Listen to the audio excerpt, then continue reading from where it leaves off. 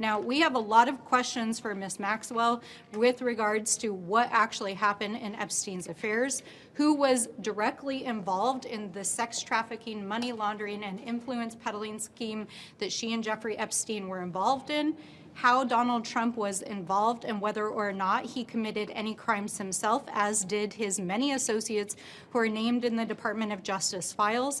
Let us be clear that Donald Trump is not only named thousands of times in the latest release from the Department of Justice, he is named over 38,000 times in the files that were released 2 weeks ago alone.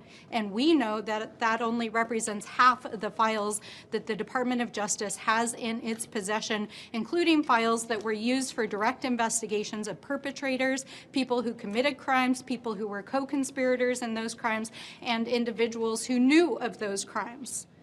We know that there are multiple administration officials, including Howard Lutnick, Elon Musk, who served as the appointee for the DOJ efforts in the White House. We know that the Secretary of Navy. We know that Steve Bannon. We know that there are more than 36 associates, family members, and individuals directly associated with Donald Trump named in those files.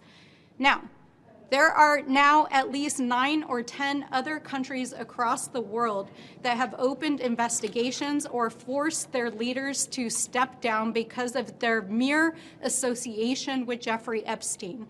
And the United States government is engaged in an active cover-up of the largest sex trafficking scandal and influence peddling scandal in the history of the United States, and Donald Trump is right at the center of it.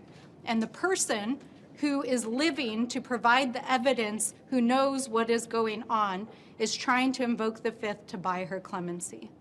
So let's be clear on what we saw here today. This was an effort to essentially try to secure her pardon by keeping her mouth shut. And we will not allow this silence to stand.